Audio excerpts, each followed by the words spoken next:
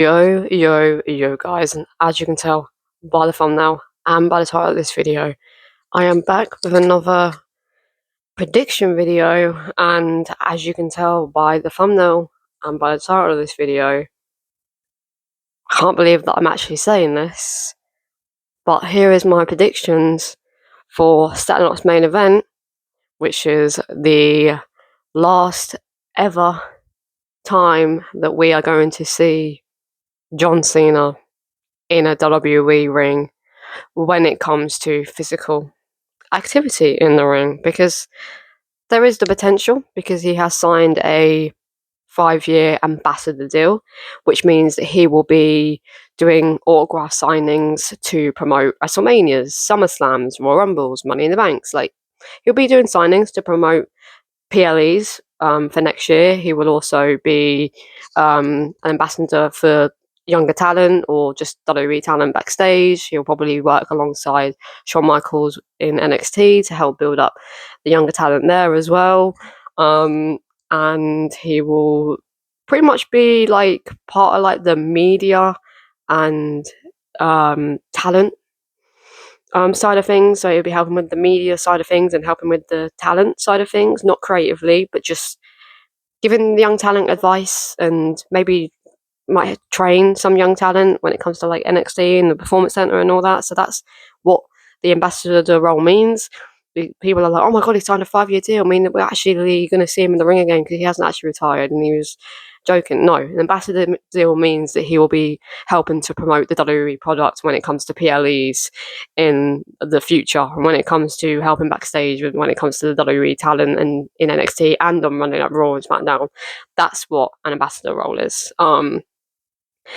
But tomorrow is officially the last time that we see John Cena in jorts, a t-shirt, armbands, a hat, and trainers. Because the next time we will see John Cena after tomorrow will be in suits.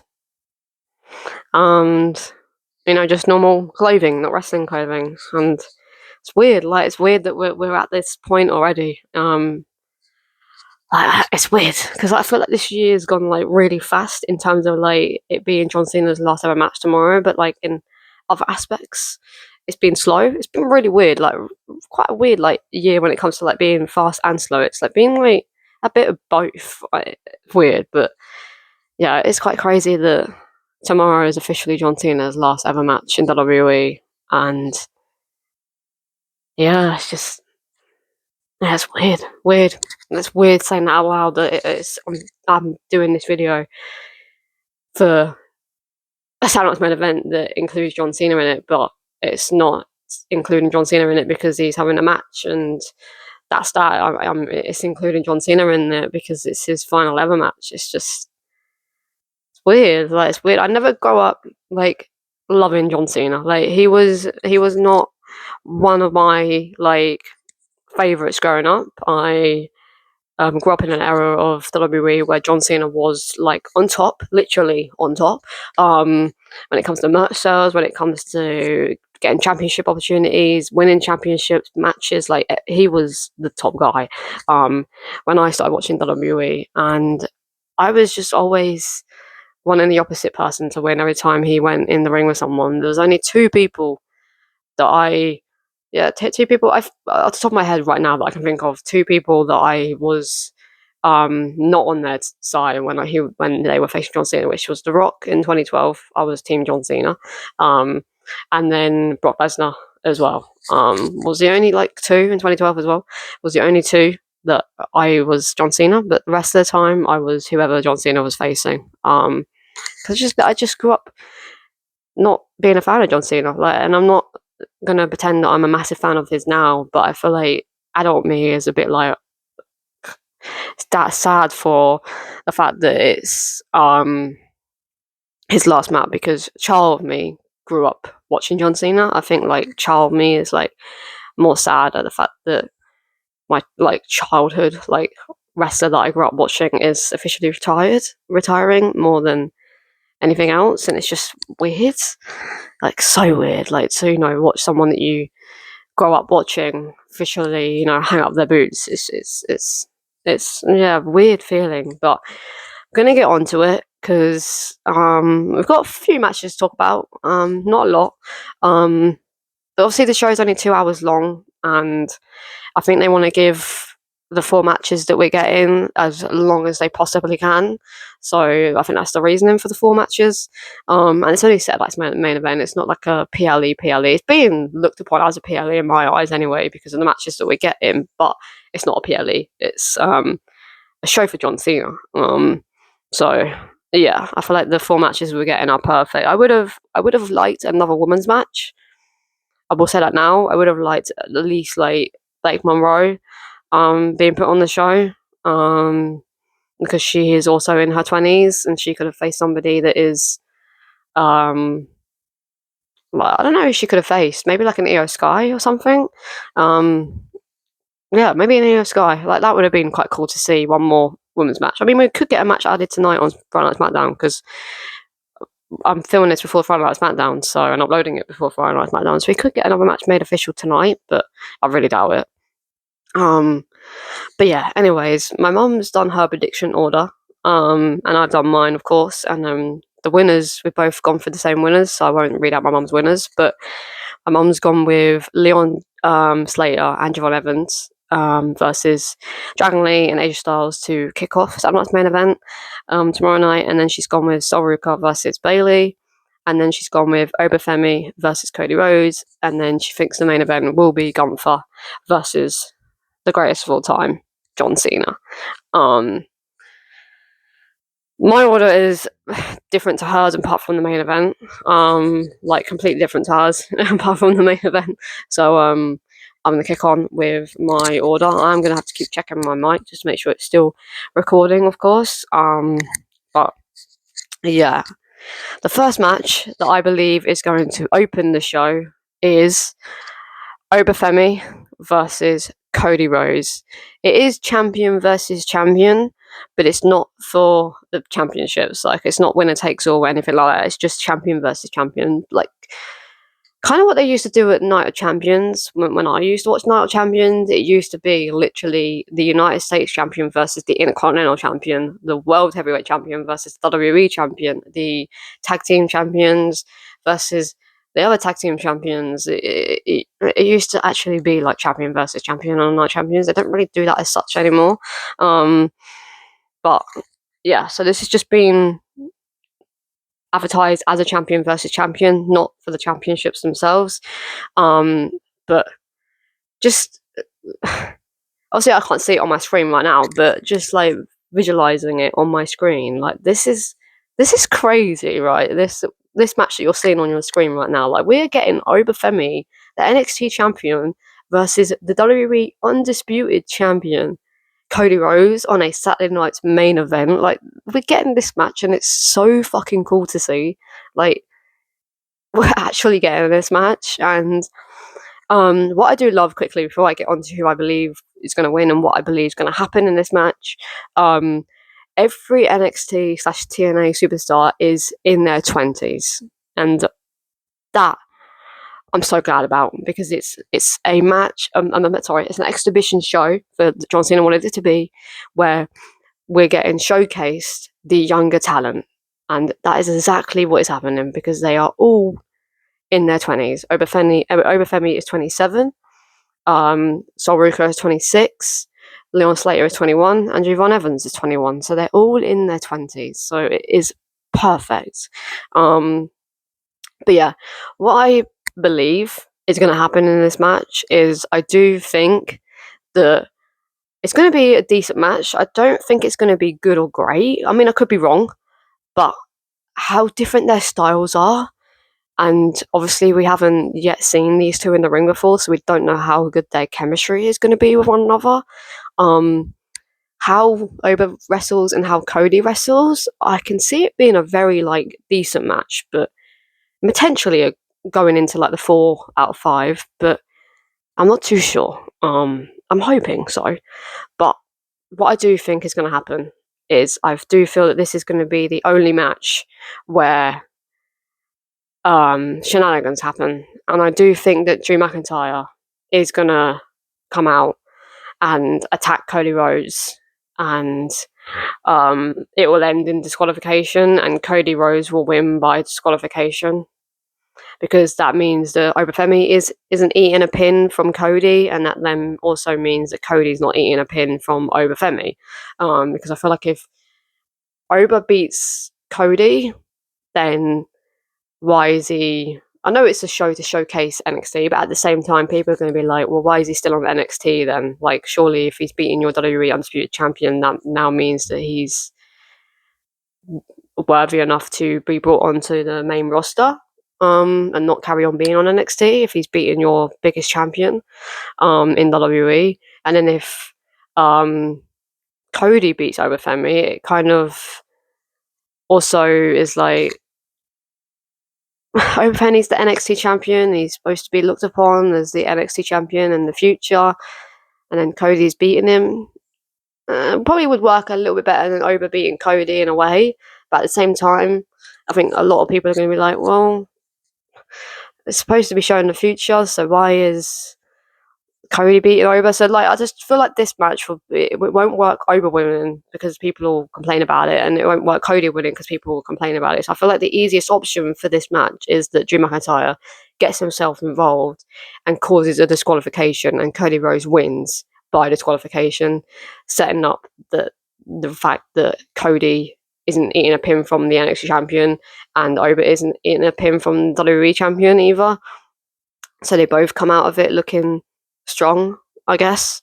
So that's my prediction for this match right here. I do believe that Cody Rhodes will win by disqualification because of Drew McIntyre. So yeah, that is match number 1. Like I said, I do believe that this match will be hopefully really decent, potentially a good match, and Drew will get himself involved, cause a disqualification for Cody Rhodes. Cody Rhodes will win by disqualification, and I do believe that this match will open the show tomorrow night. Match number 2 is definitely by far, hopefully, going to be the best match of the night. I mean, it potentially could be the main event, but I do believe this is going to be either close to being the best match of the night or the best match of the night. And definitely, like, no offense to John Cena, but this is definitely going to be my favourite match of the night and the match that I'm most looking forward to. And it is the match for the Tag Team Championships between Leon Slater, who's the X Division, champion for TNA, and Javon Evans, versus the current WWE World Tag Team Champions, Dragon Lee and AJ Styles. Like, look at this right here. Like, it's so weird because obviously I can't see it, but you guys can see it right now. Look at that match. Like, look how just... If you've seen Leon wrestle in the ring, and you've seen Javon wrestle in the ring, and you've also seen AJ Styles and Dragon Lee wrestle in the ring, then you know that hopefully we're in for an absolute treat with this match right here. And I'm so fucking excited to see Leon and Javon get an opportunity at the WWE Tag Team champions. Kind of gutted in a way that it is for the WWE World Tag Team Championships, because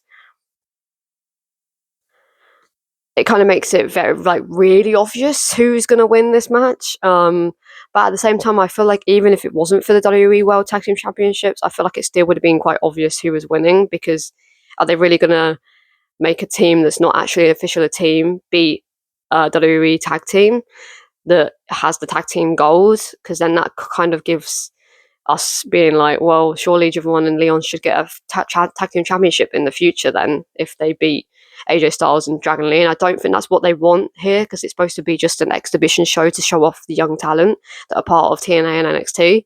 So I think that's why they put the WWE Tag Team Championships on the line, so they don't have to worry about that aspect of it. Like, they can just do the easy route of this being an absolute, hopefully 4/5-star classic tag team match with the tag team championships on the line, to give that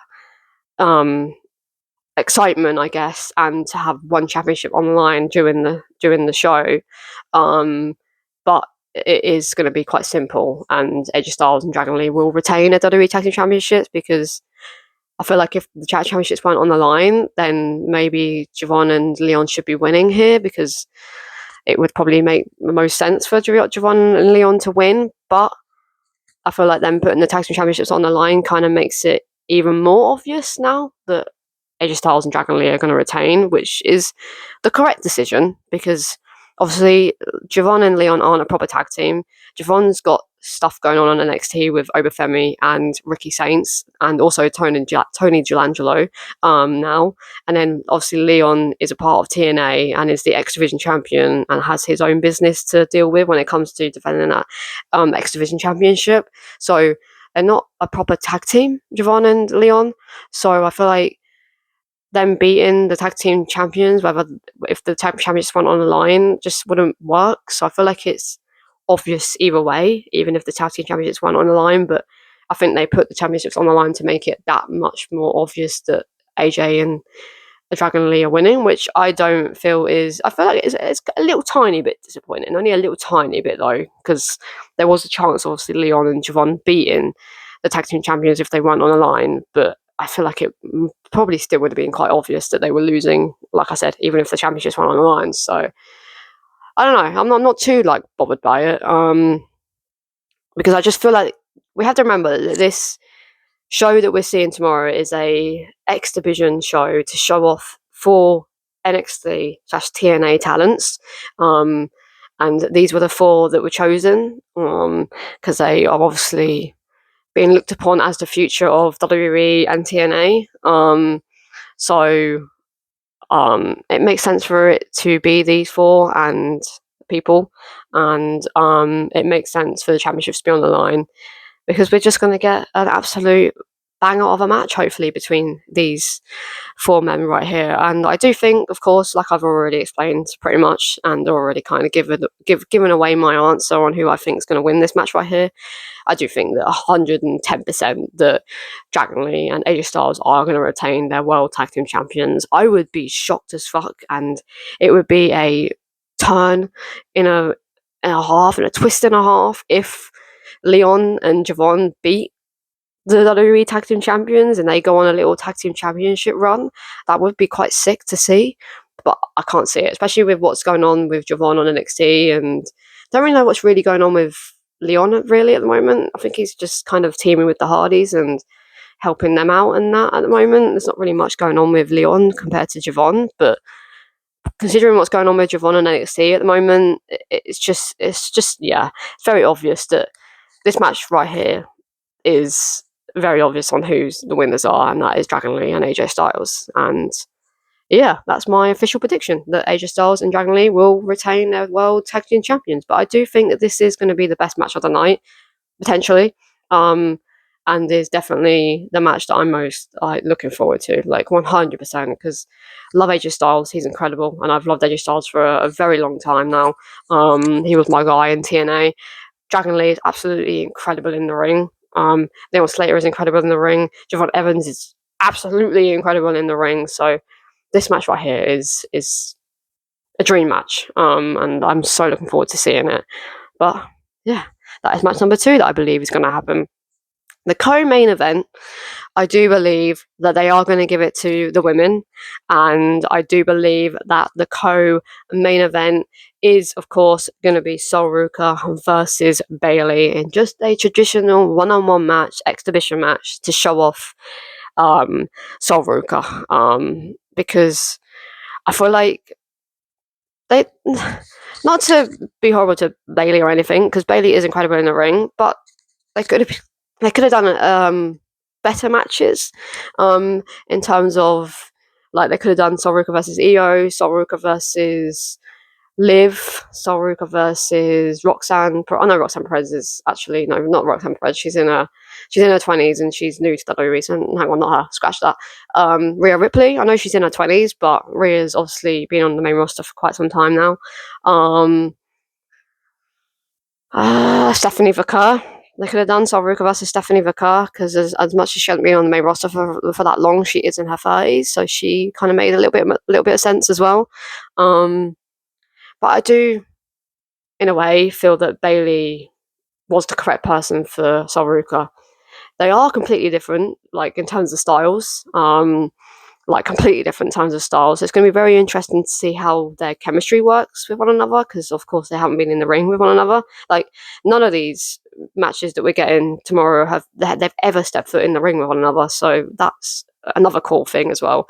But I do think that this is going to be quite an exhibition match, and it's just to showcase Sol Ruka's talent. And I feel like Bayley is, in terms of this being an exhibition match, is the correct opponent for Sol Ruka, because Bayley is incredible when it comes to putting talent over.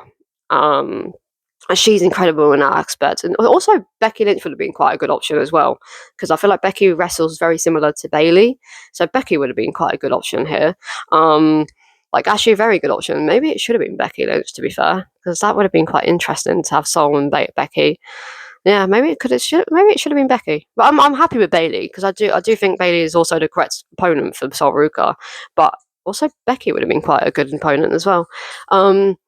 But yeah, no, Bayley is very good at putting over talent in the ring. And she is very trusted in the ring as well, clearly. Clearly she's very trusted, because she's been given the opportunity to face one of the younger talents when it comes to NXT's superstars. So she is very trusted in the ring, and she is definitely probably the correct opponent to face Sol Ruka in terms of like putting her over. So I'm excited for this match. Like, I'm excited. I'm honest with you. I'm excited for all 4 matches. There's not one match that I am like not excited for. I am intrigued and interested in every single match that we are seeing tomorrow, including the main event. And you're probably feeling like, oh, you're really excited to see Gunther versus John Cena. Yes, I am. Yes, I am. Because Gunther was the correct opponent for John Cena. Anyways, I'm excited for this match, and hopefully they put on I can't see it being like a 4/5 star classic, considering how different their styles are. But again, like the Obafemi and Cody Rhodes match, I could be completely wrong.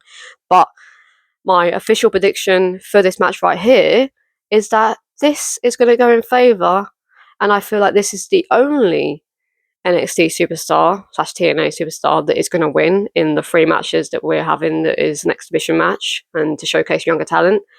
Sol Ruka is going to pick up the victory over Bayley, because I do feel that Bayley is one of the women in WWE that doesn't mind putting over younger talent by losing to younger talent, and I do feel that she is the correct person for that role. And I think that's why Triple H has put her in this position, because she doesn't mind and doesn't care losing to younger talent, because she's obviously at like towards more the end of her career than the beginning of her career, like Sol Ruka is, because she's only 26. Like, she's literally at the beginning of her career. So I do feel that Sol Ruka is going to be the only NXT / it's really annoying saying NXT / TNA superstar, because there's only one TNA superstar. So the only NXT superstar I'm going to say from that one that is going to actually win that match. And I do think that Bayley is going to put Sol Ruka over, and Sol Ruka is going to defeat Bayley in this match. And I'm really hoping that that's the case, because I know people are going to be like, well, if Sol Ruka beats Bayley, doesn't that then mean that she's moving up to the main roster? No, not necessarily, because Bayley's not, for one, she's not a champion, and for 2, Sol Ruka's got stuff going on in NXT at the moment with obviously the NXT champion, the North American champion. She's got stuff going on with Sahara as well. Never know how to pronounce her name, but Sahara? I think that's how you pronounce her name. So she's got stuff going on in NXT. If she didn't have anything going on in NXT, then I'd be like, well, surely Bayley's going to win here then, because Sol Ruka, if Sol Ruka beats Bayley, then she's going to be moved up to the main roster. But I don't think that WWE are quite ready to move her up to the main roster yet. But I feel like giving her a victory, considering that she's got stuff going on in NXT, still makes sense. And also, Sol Ruka's been on the main roster before and has had wins on the main roster. So they clearly are very much behind Sol Ruka, and in the near future, she will be moved up to Raw or SmackDown, because she has been on the main show like quite a few times now and has got victories. So I do think that, and Bayley loses a lot as well. Like, Bayley seems to eat pins for the younger talent and just eats pins in general. So I do think that this match right here is going to be the only match where an NXT superstar picks up the victory over a WWE main roster superstar. So my official prediction for this match right here, that hopefully is going to be a very decent match to potentially be in a good 4-star classic match, hopefully, maybe, even a 5-star, maybe, we don't know, until tomorrow. I am going to officially predict that Sol Ruka beats WWE's main roster, Bayley. And yeah. We are now on to the main event of Saturday Night's main event, and the main attraction to Saturday Night's main event, to why people are going to watch the show, and to why people have bought tickets to the show, considering the extreme prices, because WWE are crazy when it comes to WWE prices. And that is the last ever time and the last ever match we're going to see John Cena in shorts.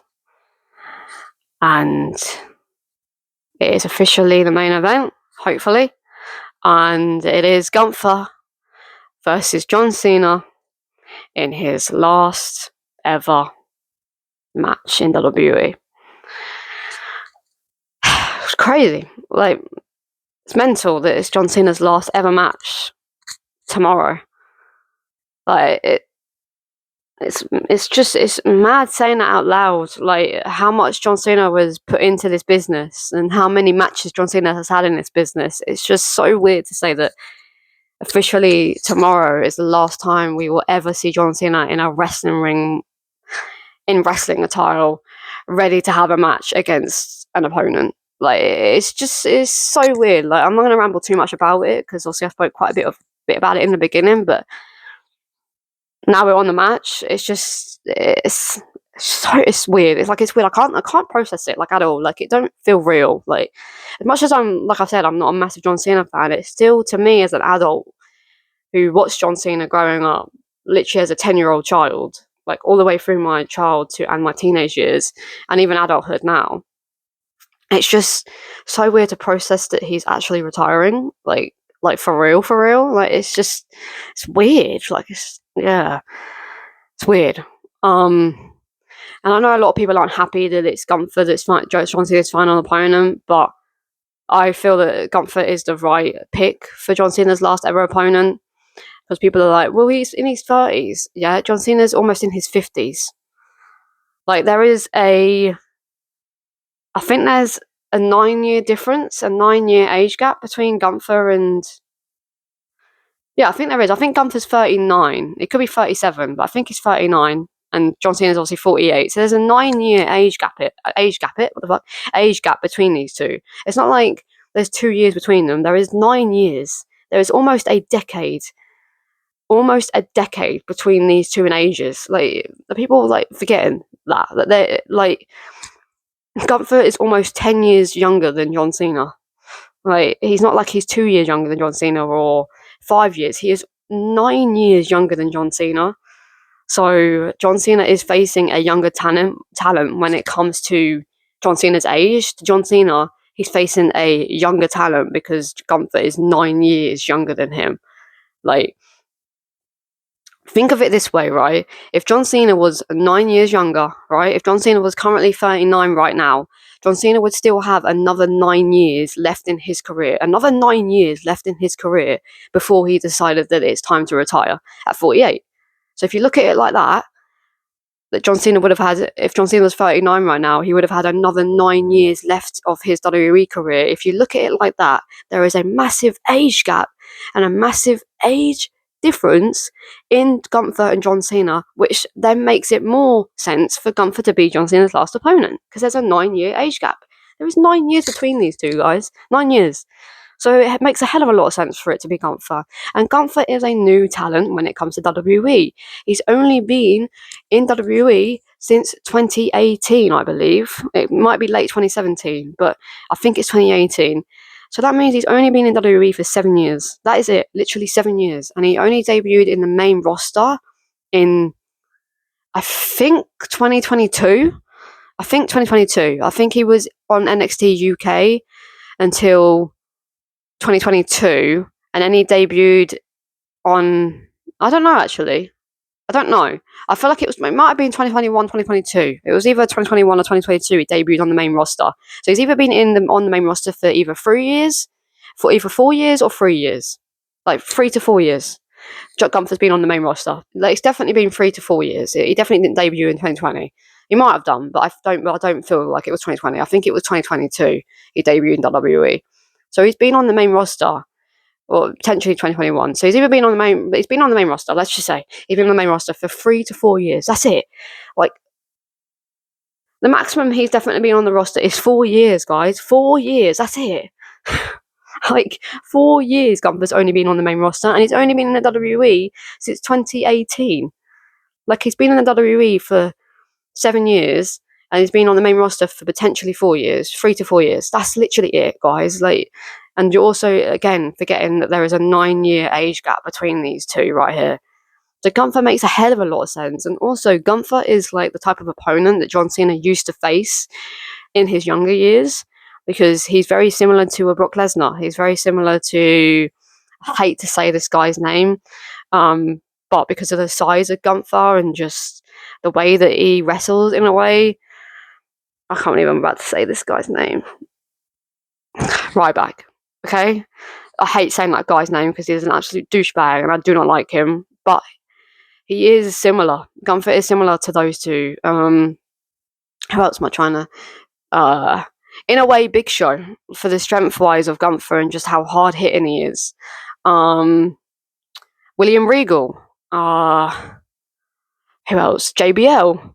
Vladimir Kozlov, if you remember him. Like, Gunther is very similar to a lot of wrestlers that John Cena has. Brock Lesnar. I think I've said Brock Lesnar. But John Cena is very similar to a lot of wrestlers that John Cena used to wrestle in his career, right? So Gunther makes a hell of a lot of sense. And he is the ultimate heel. He's been a champion for 90% of his WWE career. He hasn't been in WWE for very long. Let's just say he's been in WWE since 2018. So he's only been in WWE/NXT for 7 years. That's it. He's also 9 years younger than John Cena. It makes a hell of a lot of sense for Gunther to be John Cena's last opponent. I'm sorry, but it does. It does. But I do think, unfortunately, I know a lot of people are going to be unhappy with the prediction I'm about to make, and they're hoping that it doesn't end up being this. But I think Gunther is going to pick up the victory in the main event, and John Cena will lose to Gunther and will give up. Because his gimmick, right? Gimmick I'm talking about is never give up. Not John Cena. Not the John Cena. I'm talking about wrestler John Cena. His gimmick is never give up, right? That's his gimmick. And it's been his gimmick for over 10 years, you know? It's been his gimmick for a very long time, right? And John Cena has finally realised that it is time to give up. Because if it wasn't time to give up, he would not be retiring tomorrow, right? But his body is telling him that it is time to give up wrestling and it is time to move on and let WWE showcase the talent that they have on both WWE, Raw, SmackDown, and NXT, and Evolve and LFG and all these other companies, right, that WWE have got their hands on, right, hands in, whatever the phrase is. So it's finally time for John Cena to tell himself and to realise that it's time to give up. And that is what I feel is going to happen tomorrow. I feel like John Cena is finally going to give up. And he will lose to Gunther by giving up. Because it makes sense, guys. It makes a hell of a lot of sense, right? A hell of a lot of sense. This is John Cena's final match, right? There is no point in John Cena winning his final match. I'm sorry, but it just doesn't make sense for John Cena to win his final match, considering that John Cena is officially retiring and won't be in WWE in terms of like physical activity. He's not winning tomorrow. Like, I just can't see it at all. I cannot see it at all. Like 98% of me, let's say, 98% of me believes Gunther is winning tomorrow by tapping out John Cena, and John Cena will finally give up because his body has told him that it is time to give up, and he will give up tomorrow because it is his last match, and it is unfortunately the best way to go out of WWE, by giving up, because his body has told him to. He's told us that if he could do this forever, he would, but his body physically can't do it anymore, so he has to give up. And I feel like it's the perfect way for John Cena to do a send off tomorrow, by giving up, because his body has told him to. So I do feel that officially tomorrow, Gunther will tap out John Cena, and John Cena will finally give up. And that's how it will end, by John Cena giving up. Because it makes a hell of a lot of sense, guys. It makes a hell of a lot of sense. It's his last match. And he's finally realised that it's time to give up wrestling. And much as he doesn't want to, but he's finally come to the realisation that it's time to give up and move on and help the younger talent and help backstage and carry on with his acting career and be a husband to his wife, So it's finally time for John Cena to give up tomorrow, and that is exactly what's going to happen. John Cena will give up. And I feel like John Cena giving up will be more emotional for the John Cena hardcore fans, and just more emotional for WWE fans in general, if John Cena gives up, because that really shows us and tells us that John Cena is done, by him giving up tomorrow. Like that, I feel like that really shows us that he is done if he gives up. Like it does, So that's what I feel is going to happen tomorrow. John Cena will finally give up, and will tap out to Gunther, and will either pass out to Gunther, and he will lay in the ring for a good probably few minutes, look up obviously to the lights, and we're all going to be crying. Almost 99% of the audience, probably not 19, let's say 95% of the audience is going to be crying. 90% of WWE fans watching at home are going to be crying, and we're going to see John Cena laying on the canvas, looking up at the lights, realizing that he finally had to give up, and that's it. And he's finally done, and he will get up. He'll probably go into the corner of the ring. He will look around, probably quite emotional. He will look around, and he will take his armbands off, lay him in the middle of the ring. He will ask for his t-shirt, his last ever t-shirt. He will lay that in the ring. And he might take his shoes off. I don't know if he will, because he's wearing trainers, not wearing wrestling boots, but he might take his wrestling trainers off and lay them in the ring.